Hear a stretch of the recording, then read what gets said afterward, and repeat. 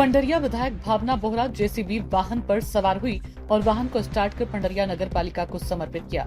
दरअसल पंडरिया नगर पालिका में लगभग 1 करोड़ के नवीन वाहन और उपकरणों का लोकार्पण समारोह था, जहां भावना बोहरा बतौर अतिथि पहुंची हुई थी। उन्होंने स्वच्छता वाहनों को हरी झंडी दिखाकर रवाना किया। साथ ही पंडरिया नगर पालिका को एक नया जेसीबी वाहन भी मिला। जेसीबी वाहन को लोकार्पण के लिए पंडरिया विधायक खुद जेसीबी वाहन में सवार हुई और स्टार्ट करके महानगर पालिका को समर्पित किया। किशोर सरकार भारी संख्या में जन समुदाय कार्यक्रम में शामिल हुई। नगर पालिका अंतर्गत स्वच्छता वीडियो को भी यूनिफॉर्म वितरित किया गया।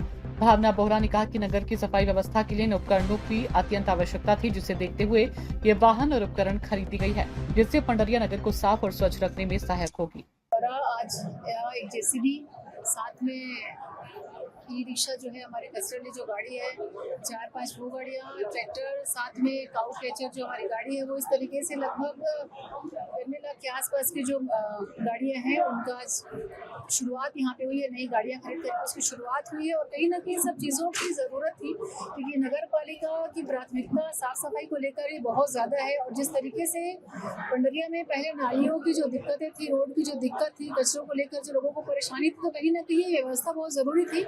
इसकी शुरुआत आज हुई है।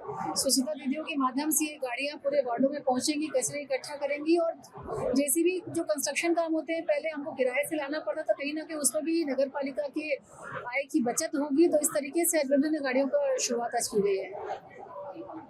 बाकी यंत्र मशीनों की बात करें और कौन-कौन से यंत्रों की आवश्यकता है पंडरिया में?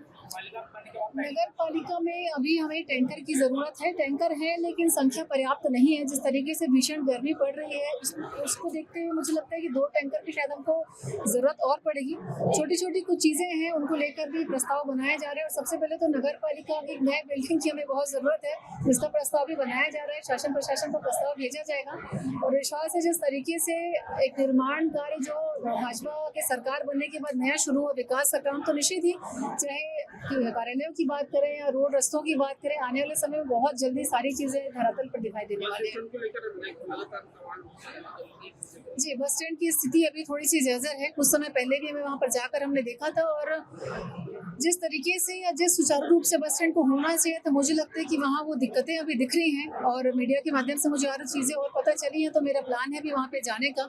इसके अलावा जो पुराने डिसमेंटल जो बिल्डिंग थी, जो डिसमेंटल के लायक थी, उनको डिसमेंटल करके, और चाहे नई चौपाटी की बात करें, विभिन्न सामुदायिक भवन की मैं बात करूँ, या फिर पार्किंग व्यवस्था की जो पंडरिया में सबसे महत्वपूर्ण है, मैं उसकी बात करूँ, या हरे नाले का जो काम है, उसका एक डेडलाइन हमने तय किया है कि 30 जून तक हम कोशिश करें कि उसका काम करवा लें। उसकी बात करूँ तो विभिन्न सारे विषय पैरेलली चल रहे हैं, लेकिन काम की शुरुआत होने में और उसको खत्म होने में जो समय लगता है, वो तो बिल्कुल लगेगा। बाकी बड़ी समस्या रही है पालिका क्षेत्र में। जी, पहली बार पालिका बनी है, किस तरीके से कवायद किया जाए क्योंकि सामने बरसात है?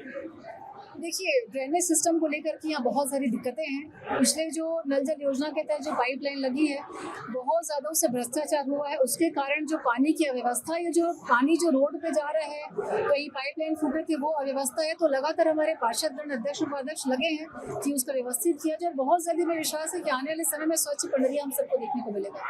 सूचना इंडिया के सभी दर्शकों को बधाई। अब आप सूचना इंडिया देख सकते हैं जियो टीवी चैनल नंबर 4053 पर भी। साथ ही सूचना इंडिया के सभी सोशल प्लेटफॉर्म इंस्टाग्राम, फेसबुक और ट्विटर से जुड़े और पाएं आपके क्षेत्र से जुड़ी हर एक खबर। अगर आप खबरें पढ़ने में दिलचस्पी रखते हैं तो अभी लॉग इन करें www.सूचनाindia.co.in पर।